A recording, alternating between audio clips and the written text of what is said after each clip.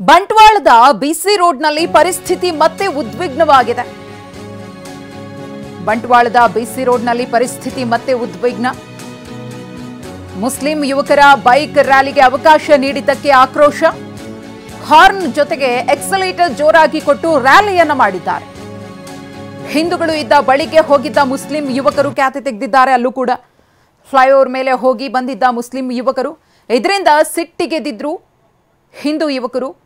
ಭಗವದ್ ಧ್ವಜವನ್ನ ಪ್ರದರ್ಶನ ಮಾಡಿದ್ದಾರೆ.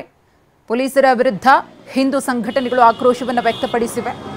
ತಣ್ಣಗಾಗಿದ್ದಂತಹ ಪರಿಸ್ಥಿತಿಗೆ ಮತ್ತೆ ಯಾವ ರೀತಿಯಾಗಿ ಕೃತ್ಯವನ್ನು ಎಸಗುವ ಮೂಲಕ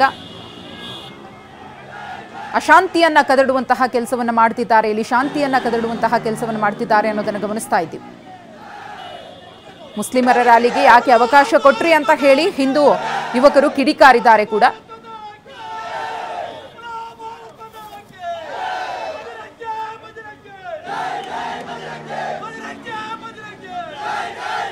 ಈ ಕುರಿತು ಮತ್ತಷ್ಟು ಮಾಹಿತಿಯನ್ನ ಕೊಡೋದಕ್ಕೆ ನಮ್ಮ ಪ್ರತಿನಿಧಿ ಪೃಥ್ವಿರಾಜ್ ಇದೀಗ ನೇರ ಸಂಪರ್ಕದಲ್ಲಿದ್ದಾರೆ. ಪೃಥ್ವಿರಾಜ್, ಇಲ್ಲಿ ನೋಡ್ತಾ ಇದ್ರೆ ಉರಿಯುವ ಬೆಂಕಿಯನ್ನ ತಣ್ಣಗಾಗಿಸುವಂತಹ ಪ್ರಯತ್ನಗಳು ಆಗಿತ್ತು, ಪರಿಸ್ಥಿತಿ ತಿಳಿಯಾಗಿತ್ತು. ಆದ್ರೆ ಮತ್ತೆ ಉರಿಯುವ ಬೆಂಕಿಗೆ ತುಪ್ಪವನ್ನ ಸುರಿದು ಮತ್ತಷ್ಟು ಧಗಧಗಿಸೋ ರೀತಿಯಲ್ಲಿ ಮಾಡ್ಕೊಂಡ್ರ ಅಂತ?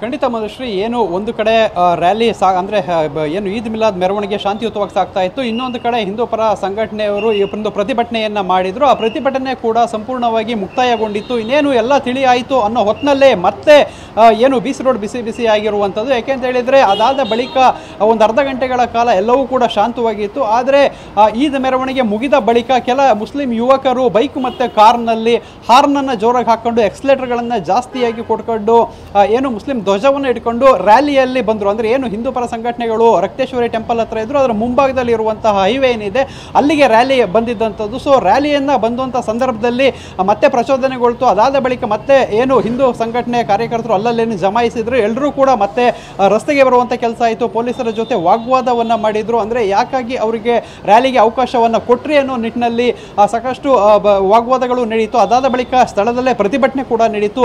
ಅದಾದ ಬಳಿಕ ರ್ಯಾಪಿಡ್ ಆಕ್ಷನ್ ಫೋರ್ಸ್ ಅನ್ನ ಬರೆದುಕೊಂಡು ಏನು ಪೊಲೀಸರು ಅವ್ರನ್ನ ಚದುರಿಸುವಂತ ಕೆಲಸವನ್ನ ಮಾಡಿದ್ರು. ಸದ್ಯಕ್ಕೆ ಇವಾಗ ಸ್ಥಳದಲ್ಲಿ ಬಿಗಿ ಬಂದೋಬಸ್ತನ್ನು ಮಾಡಲಾಗಿದೆ. ರ್ಯಾಪಿಡ್ ಆಕ್ಷನ್ ಫೋರ್ಸ್ ಇರುವಂತಹ ಎಲ್ಲರೂ ಕೂಡ ಏನು ಶಸ್ತ್ರಾಸ್ತ್ರಗಳನ್ನ ಸಿದ್ಧವಾಗಿ ಇಟ್ಕೊಂಡು ಎಲ್ಲರೂ ಕೂಡ ಇಲ್ಲೇ ಮುಖ ಮೂಡಿರುವಂಥದ್ದು.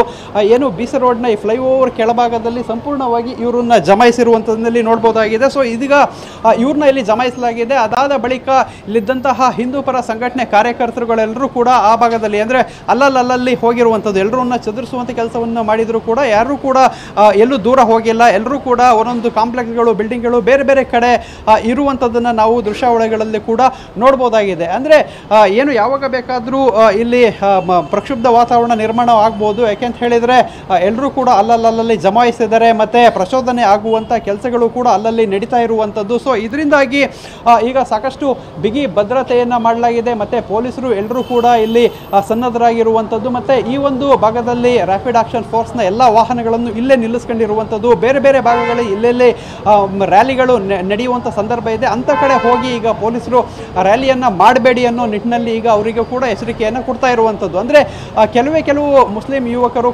ಒಂದು 5-6 ಬೈಕ್ ಮತ್ತು ಒಂದೆರಡು ಕಾರ್ಗಳಲ್ಲಿ ಈ ರೀತಿ ಇವರು ಏನು ಹಿಂದೂ ಪರ ಸಂಘಟನೆಗಳು ಕಾರ್ಯಕರ್ತರು ಜಮಾಯಿಸಿರುವಂತಹ ಸಮೀಪಕ್ಕೆ ಬರುವಂಥದ್ದು, ಪ್ರಚೋದನೆ ಮಾಡುವಂಥದ್ದನ್ನು ಮಾಡಿದರು. ಅದಾದ ಬಳಿಕ ಮತ್ತೆ ಈಗ ಈ ರೀತಿ ಪ್ರಕ್ಷುಬ್ಧಗೊಂಡಿರುವಂಥದ್ದು. ಇನ್ನೇನು ತಣ್ಣಗಾಯಿತು ಅಂತ ಹೇಳಿ ಎಲ್ಲರೂ ಕೂಡ ಏನು ಪೊಲೀಸರು ಕೂಡ ಮತ್ತೆ ಎಲ್ಲರೂ ಕೂಡ ಇಲ್ಲಿಂದ ಹೊರಡುವಂಥ ಸಂದರ್ಭದಲ್ಲಿ ಈ ರೀತಿ ಘಟನೆ ಆಗಿರುವಂಥದ್ದು. ಬಿಸಿ ರೋಡ್ನಲ್ಲಿ ಮತ್ತೆ ಇವಾಗ ಸ್ಥಿತಿ ಸ್ವಲ್ಪ ಪ್ರಕ್ಷುಬ್ಧವಾಗಿರುವಂಥದ್ದು. ಮಧುಶ್ರೀ, ಧನ್ಯವಾದ ತಮ್ಮ ಮಾಹಿತಿಗಾಗಿ ಪೃಥ್ವಿರಾಜ್. ಒಂದು ಕಡೆ ವಾಗ್ವಾದ ನಡೀತಿದೆ, ಪೊಲೀಸರ ಜೊತೆಗೆ ಹಿಂದೂ ಯುವಕರು ವಾಗ್ವಾದವನ್ನು ನಡೆಸ್ತಾ ಇದ್ದಾರೆ. ಮತ್ತೊಂದು ಕಡೆ ಯಾವ ರೀತಿಯಾಗಿ ಕೈಯಲ್ಲಿ ಬಾವುಟವನ್ನ, ಮುಸ್ಲಿಂ ಬಾವುಟವನ್ನ ಹಿಡಿದು ಅಲ್ಲಿ ಬೈಕ್ ರ್ಯಾಲಿಯನ್ನ ಹೋಗ್ತಿದ್ದಾರೆ, ಜೊತೆಗೆ ಕೆಣಕುವಂತಹ ಕೆಲಸಗಳು ಕೂಡ ಆಗಿದೆ. ಪರಿಸ್ಥಿತಿ ಶಾಂತವಾಗಿದ್ರೆ ಅದನ್ನ ಹೇಗಾದ್ರೂ ಮಾಡಿ ಹಾಳು ಮಾಡಬೇಕು ಅಂತಾನೆ ಒಂದಷ್ಟು ಮಂದಿ ಹುನ್ನಾರವನ್ನ ಹೆಣದಂತೆ ಇಲ್ಲಿ ಭಾಸವಾಗ್ತಾ ಇತ್ತು. ಇನ್ನು